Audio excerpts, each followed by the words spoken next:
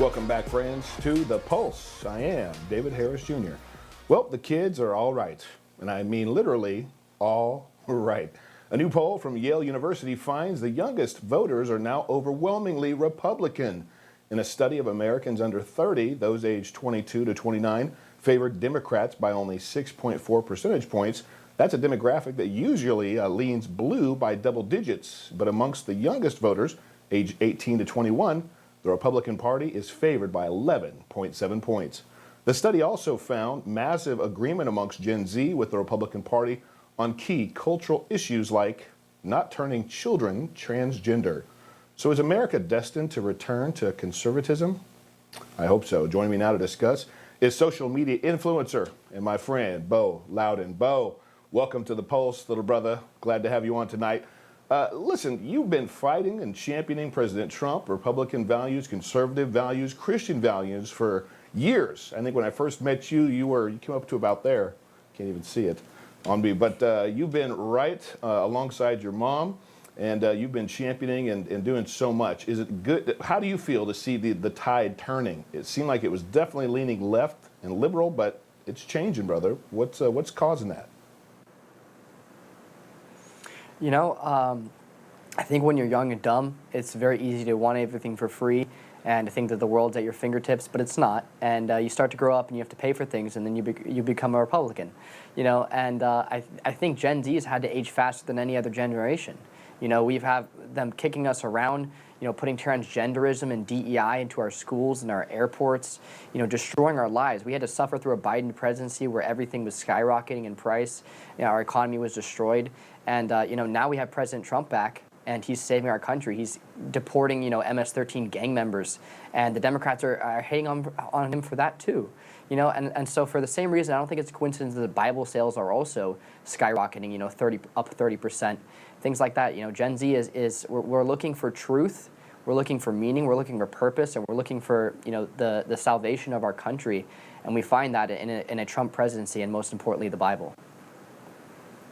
Yeah, and talk to us about that for a minute, if you will. It seems like there's also, it doesn't seem like there is, absolutely, the younger generation that is more open now to the Bible, to reading the Bible, when it used to be something that was like, it was shunned on, Hollywood constantly frowning on it, not wanting to talk about it, but it seems a lot more open now.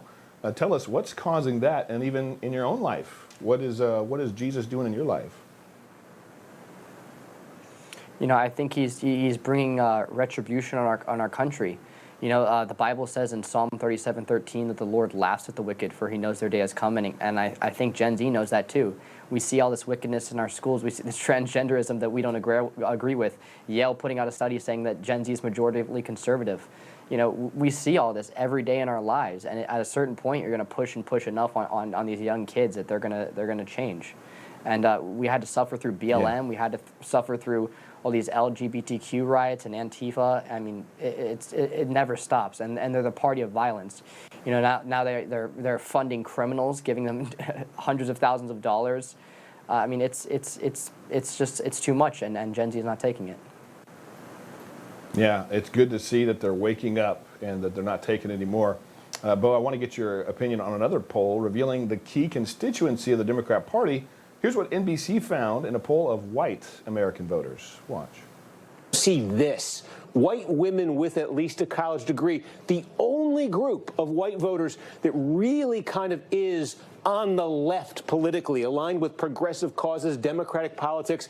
Give you an example here. It's that DEI question, right here, that we asked about in our poll. We had two big statements we read to voters. Basically, do you want to continue DEI programs, or do you think they should be ended? And again, look at this divide here.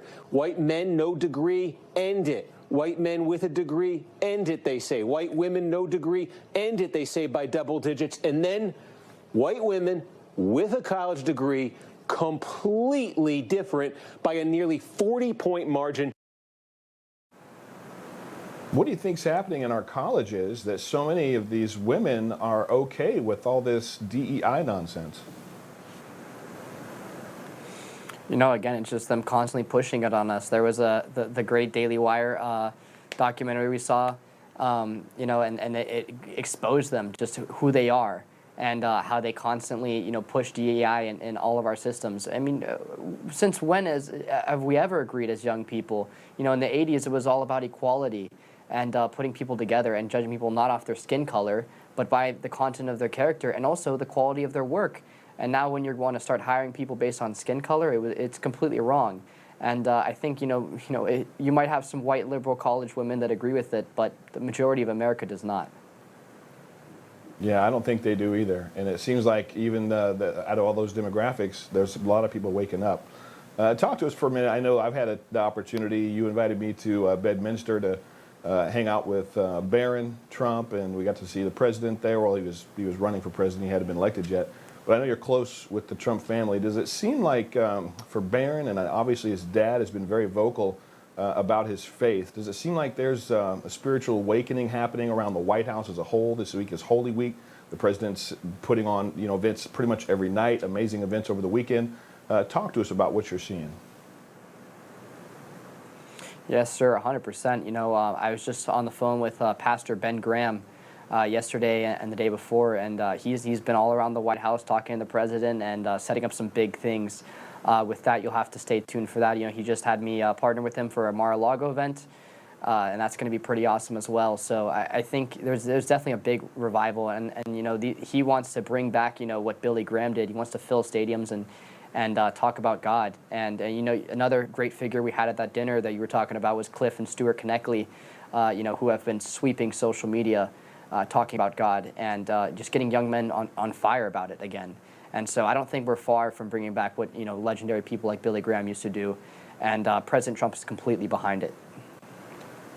Yeah, it's a beautiful thing to see. So tell us, what are your plans, final 30 seconds, this weekend? My plans this weekend, we'll see. I might be going to the White House for the Easter egg thing. I might be going to Mar-a-Lago. Might just be hanging with family. We'll see. All right, brother. Well, I appreciate you, Bo. I miss you, man. I haven't seen